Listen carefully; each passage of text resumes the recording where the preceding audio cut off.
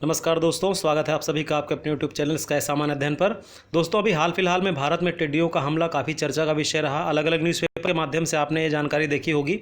तो दोस्तों, हम लोग आज बात करने वाले हैं इस वीडियो के माध्यम से उनसे रिलेटेड सभी इंपॉर्टेंट फैक्ट और साथ ही साथ हमारे परीक्षाओं के दृष्टि से जो भी इम्पोर्टेंट क्वेश्चन होंगे, जो भी इंपॉर्टेंट फैक्ट होंगे, उनको भी हम लोग यहाँ पर डिस्कस करते हुए चलेंगे।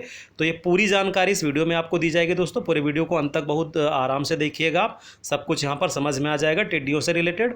तो दोस्तों, अगर हम लोग यहाँ पर बात करें इस वीडियो की, तो ये बेस है दृष्टि का एक PDF आर्टिकल है उससे रिलेटेड।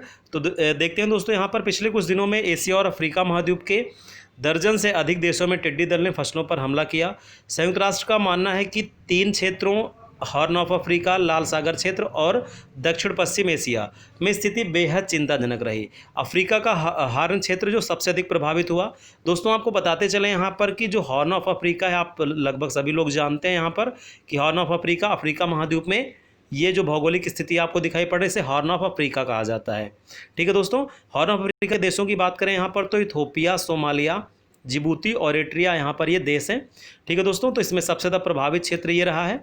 और यहाँ पर ये बताया जा रहा है कि इथोपिया और सोमालिया से टिड्डी दल जो है वो दक्षिण में केन्या और महाद्वीप के 14 अन्य देशों में पहुँच चुका है। और साथ साथ अगर हम लोग यहाँ पर देखें दोस्तों, तो इम्पोर्टेंट यहाँ पर यह बात यह है कि लाल सागर क्षेत्र से सऊदी अरब और अगर हम लोग बात करें तो ओमान, यमन पर टिड्डियों दल का हमला हुआ है। और इसके साथ साथ अगर हम लोग देखें यहाँ पर दक्षिण पश्चिम एशिया में, तो ईरान, पाकिस्तान और भारत में टिड्डियों के झुंड ने फसल को भारी नुकसान पहुंचाया है। तो इसके माध्यम से दोस्तों आप ये बात यहाँ पर आसानी से समझ सकते हैं। और अगर दोस्तों हम लोग यहाँ पर देखें एग्जैक्टली इन चीज़ों को लेकर के, तो जैसा कि आपको पता है कि काफ़ी ज़्यादा मात्रा में नुकसान पहुँचा रही हैं। दोस्तों, भारत में अगर हम लोग देखें तो राजस्थान, गुजरात और पंजाब के सीमावर्ती गांव में भारी मात्रा में टिड्डियों के झुंड आ चुके हैं, जिससे खड़ी फसल को भारी नुकसान पहुंचा है। प्रभावित राज्यों की सरकारों को टिड्डी हमलों के विरुद्ध उच्च सतर्कता बरतने के लिए लगातार परामर्श दिया जा रहा है। राजस्थान और मध्य प्रदेश में आतंक मचाने के बाद टिड्डियों का दल उत्तर प्रदेश के झांसी पहुंच गया है। कृषि विभाग के विशेषज्ञों के अनुसार यह दल लगभग 1 किलोमीटर के इलाके में फैला हुआ है। टिड्डियों के हमले की आशंका के मद्देनजर दमकल वाहनों को पहले से ही तैयार किया गया है और इन कीटों को मारने के लिए, भगाने के लिए कीटनाशकों का जो गहन छिड़काव है वो किया जा रहा है। दोस्तों, अगर हम लोग बात करें कि टिड्डी दल होता क्या है, तो इस पर लेकर अगर चर्चा की जाए तो जैसा कि आपको पता है कि मुख्यतः टिड्डी एक प्रकार का उष्णकटिबंधीय कीड़े होते हैं, जिनके पास उड़ने की एक अतुलनीय क्षमता होती है, जो विभिन्न प्रकार की फसलों को नुकसान पहुंचाते हैं।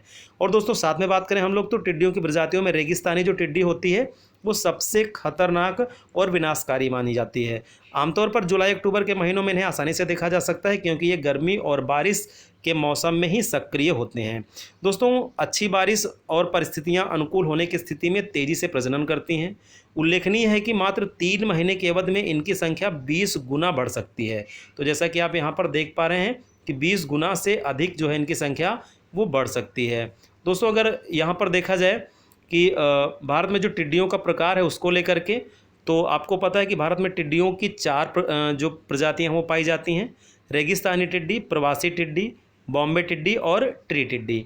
ठीक है दोस्तों, और अगर यहाँ पर हम लोग बात करेंगे रेगिस्तानी टिड्डी की, तो दोस्तों रेगिस्तानी टिड्डियों को दुनिया के सबसे प्रवासी कीटों में जितनी भी प्रजातियां उनमें सबसे खतरनाक माना जाता है। इससे लोगों की आजीविका, खाद्य सुरक्षा, पर्यावरण और आर्थिक विकास का खतरा उत्पन्न होता है। दोस्तों, ये व्यवहार बदलने की अपनी क्षमता अपनी प्रजाति के अन्य कीड़ों से ये अलग होती हैं और लंबी दूरी तक पलायन करने के लिए बड़े बड़े झुंडों का निर्माण करती हैं। सामान्य तौर पर अगर हम लोग बात करें तो ये प्रतिदिन 150 किलोमीटर उड़ सकती हैं। और दोस्तों, साथ ही साथ 40 से 80 मिलियन टिड्डियां 1 वर्ग किलोमीटर के क्षेत्र को समायोजित कर सकती हैं। एक अकेली रेगिस्तानी मादा टिड्डी 90 से 80 दिन के जीवन चक्र में लगभग 60 से 80 अंडे देती है। तो इसके माध्यम से आप ये बात समझ सकते हैं। दोस्तों, अगर हम लोग बात करें कि क्या ऐसा पहली बार हुआ है समय से पूर्व टिड्डियों का हमला, तो इस पर अगर हम लोग देखें तो दोस्तों वर्ष 1950 के बाद टिड्डियों का ऐसा जो हमला है वो पहली बार देखने को मिल रहा है। दशकों पहले टिड्डी प्लेग, अब टिड्डी प्लेग क्या होता है दोस्तों, आपको पता है जब 2 से अधिक निरंतर वर्षों के लिए टिड्डियों के झुंड का हमला होता है तो उसे टिड्डी प्लेग कहते हैं। तो दशकों पहले टिड्डी के प्लेग भयानक रूप से लंबे समय तक देखा गया था। इस बार वे अच्छे मानसून के कारण लंबे समय तक इस क्षेत्र में मौजूद हैं। दोस्तों, वर्ष 2019 में मानसून पश्चिमी भारत में समय से पहले यानी कि जुलाई के पहले सप्ताह के 6 सप्ताह पहले शुरू हुआ। विशेषकर टिड्डियों से प्रभावित यानी जुलाई से पूर्व में टिड्डियों से प्रभावित जो क्षेत्र है वो इन सब में यह सक्रिय रहा। एक सामान्य रूप से सितंबर अक्टूबर माह के बजाय एक माह आगे नवंबर तक सक्रिय रहा। यानी कि अगर देखा जाए तो ये अक्टूबर तक सक्रिय होना चाहिए था मानसून, लेकिन नवंबर तक मानसून चला। यहाँ पर कहने मतलब ये है विस्तारित मानसून के कारण टिड्डी दल के लिए जो उत्कृष्ट प्रजनन की स्थितियां हैं वो पैदा हुई हैं और इसके साथ ही प्राकृतिक वनस्पतियों का भी उत्पादन हुआ है, जिससे वे लंबे समय तक भोजन के लिए आश्रित रह सकती हैं। दोस्तों, और टिड्डियों और जलवायु परिवर्तन के बीच जो संबंध है उनको हम लोग यहाँ पर देखेंगे। रेगिस्तानी टिड्डे आमतौर पर अफ्रीका के निकट पूर्वी और दक्षिण पश्चिमी एशिया, अर्धशुष्क और शुष्क रेगिस्तानी तक सीमित होते हैं, जो कि वार्षिक रूप से 200 मिलीमीटर से कम वर्षा को प्राप्त करते हैं। यानी जहाँ पर 200 mm से कम की वर्षा का एक औसतन यहाँ पर हम लोग यहाँ पर ये 20 होना चाहिए, यहाँ पर इसको करेक्ट कर लीजिएगा। यानी कम से कम वर्षा यहाँ पर देखा जाए तो इसके हिसाब से। ठीक है दोस्तों, अगर इसके संदर्भ में हम लोग यहाँ पर देखें तो सामान्य जलवायु परिस्थितियों में टिड्डियों की संख्या प्राकृतिक मृत्यु दर या प्रवासन के माध्यम से घट जाती है।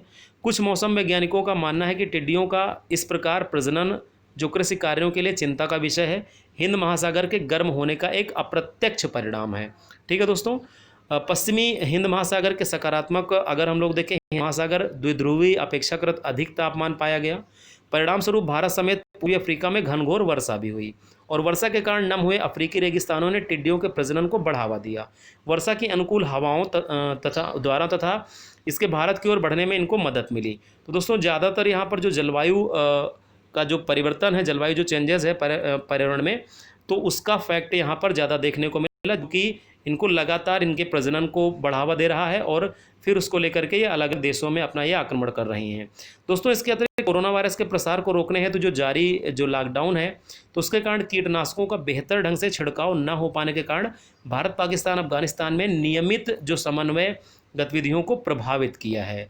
ठीक है दोस्तों, अब दोस्तों बात हम लोग करें कि यहाँ पर बचाव की जो तैयारी हो वो कैसे हो, तो इसको लेकर के तो जलवायु परिवर्तन एक वैश्विक घटना है। अफ्रीका महाद्वीप अपनी सुभेद्यता के कारण टिड्डी दल के हमले में विवश नजर आ रहा है। अफ्रीकी हॉर्न देश यानी हॉर्न ऑफ अफ्रीका मुख्य रूप से सामाजिक आर्थिक विकास के निम्न स्तर पर स्थित है। यहाँ शोध कार्य को बढ़ावा देना चाहिए ताकि टिड्डियों के हमले से पूर्व व्यापक बचाव किया जा सके। यानी जिन क्षेत्रों में ये उत्पन्न होते हैं वहाँ पर अगर रिसर्च इन सब चीज़ों पर की जाए और उसके पहले ही इनको वहीं पर समाप्त किया जाए तो इससे बचा भी जा सकता है। इसका कहने का मतलब यहाँ पर ये है। और दोस्तों, रेगिस्तानी टिड्डी अगर झुंडों को नियंत्रित करने के लिए हम लोग यहाँ पर बात करें तो आर्गोफॉस्फेट रसायन का छिड़काव किया जाना चाहिए। यह छिड़काव उन क्षेत्रों में करना चाहिए जहाँ कृषि कार्य नहीं किए जाए, क्योंकि ये एक विषाक्त रसायन है। क्योंकि अगर यहाँ पर कृषि कार्यों के अंतर्गत संलग्न जो क्षेत्र हैं वहाँ पर अगर ये किया जाएगा तो विषाक्त होने के कारण ये इफेक्टेड लोगों को भी करेगा इस वजह से। और दोस्तों, फसलों पर जो क्लोरोपायरीफॉस रसायन का छिड़काव किया जाना चाहिए, क्योंकि ये विषाक्त रसायन नहीं है। टिड्डियों द्वारा दिए गए जो अंडे हैं उनको नष्ट कर देना चाहिए और कृषि क्षेत्र के आसपास की जो खाइयाँ हैं उनको खोदकर अपरिपक्व टिड्डियों को जल और केरोसिन के मिश्रण से गिराया जा सकता है। साथ ही साथ ड्रोन आदि का प्रयोग करके उनके प्रजनन स्थलों पर कीटनाशकों का छिड़काव करना चाहिए। दोस्तों, टिड्डी चेतावनी संगठन की हम लोग भारत में अगर बात करें तो उसको देखते हैं, उससे रिलेटेड फैक्ट देखते हैं। दोस्तों, कृषि एवं किसान कल्याण मंत्रालय के वनस्पति संरक्षण एवं संगरोध एवं संग्रह निदेशालय के अधीन आने वाले जो टिड्डी चेतावनी संगठन है मुख्य रूप से रेगिस्तानी क्षेत्रों में, राजस्थान और गुजरात जैसे राज्यों में टिड्डियों की निगरानी, सर्वेक्षण और नियंत्रण के लिए जिम्मेदार है। इस संगठन का जो प्रमुख कार्य निगरानी करना, सर्वेक्षण करना तथा टिड्डी दल के किसी भी प्रकार के हमले को नियंत्रित करना है। इस संगठन के 2 मुख्यालय हैं दोस्तों। पहला आप यहाँ पर देख पा रहे हैं फरीदाबाद में है, जो इस संगठन के प्रशासनिक कार्यों की देखरेख करता है। उसके साथ साथ जोधपुर राजस्थान में है। यह संगठन तकनीकी कार्यों को जो है वो देखभाल करता है। अब इसके माध्यम से हम लोग अगर निष्कर्ष की बात करें दोस्तों, तो जैसा कि आपको पता है कि वैश्विक जो तापमान है वो लगातार बढ़ रहा है। महामारी जैसी विषम आपदाओं को आमंत्रित करता है और ये जो वैश्विक तापमान है आपदाओं को तीव्रता प्रदान करता है और वैश्विक तापमान के ही कारण टिड्डियों की संख्या में तीव्र वृद्धि हुई है। सभी देशों और वैश्विक तापमान को कम करने की दिशा में मिलकर प्रयास करना चाहिए। टिड्डियों के हमले को रोकथाम के लिए निगरानी, सर्वेक्षण और नियंत्रण की रणनीति पर काम करना चाहिए। और दोस्तों, आपको बताते चलें यहाँ पर बहुत ही महत्वपूर्ण जानकारी, जैसे हाल फिलहाल में आपने देखा क्योंकि पाकिस्तान वाले क्षेत्र से लेकर के फिर राजस्थान और गुजरात में भारत पर आक्रमण करती हैं, तो पाकिस्तान में कुछ अर्थशास्त्रियों ने यहाँ पर यह भी सुझाव दिया है कि टिड्डियों को पकड़ करके किसान जो है वो बाज़ारों में बेचे। अभी हाल फिलहाल में वहाँ पर कुछ न्यूज़ जो आई है वो ये कि टिड्डियों को किसान जो है अपने खेतों से, क्योंकि रात में ये गमन करती नहीं है, तो उस दौरान जाल लगा करके इनको पकड़ लिया जाता है और पकड़ने के साथ ही किसान उनको बाज़ारों में ले जा करके बेचते हैं, जहाँ पर अगर पाकिस्तानी रुपए के हिसाब से बात करें तो 9 रुपीज़ के लगभग, यानी 9 या 10 रुपये प्रति किलो के हिसाब से पाकिस्तान में टिड्डियों को बेचा जा रहा है। अब आपके दिमाग में बात आई होगी कि बेच करके क्या किया जाएगा। तो दोस्तों जैसा कि आपको पता है, जो टिड्डियाँ जो होती हैं वो प्रोटीन का एक पर्याप्त स्रोत होती हैं, तो ये जो बेच करके इनको पोल्ट्री फार्म के लिए जो है भेजा जाता है, यानी वहाँ पर मुर्गियों के एक राशन के रूप में, एक मुर्गियों के खाने के रूप में इनको प्रयोग किया जाता है। तो इसके माध्यम से ये भी कहा अर्थशास्त्रियों ने कि इससे इकोनॉमी में भी वृद्धि होगी, यानी किसान पकड़े और पकड़ कर इनको बाज़ार में बेचें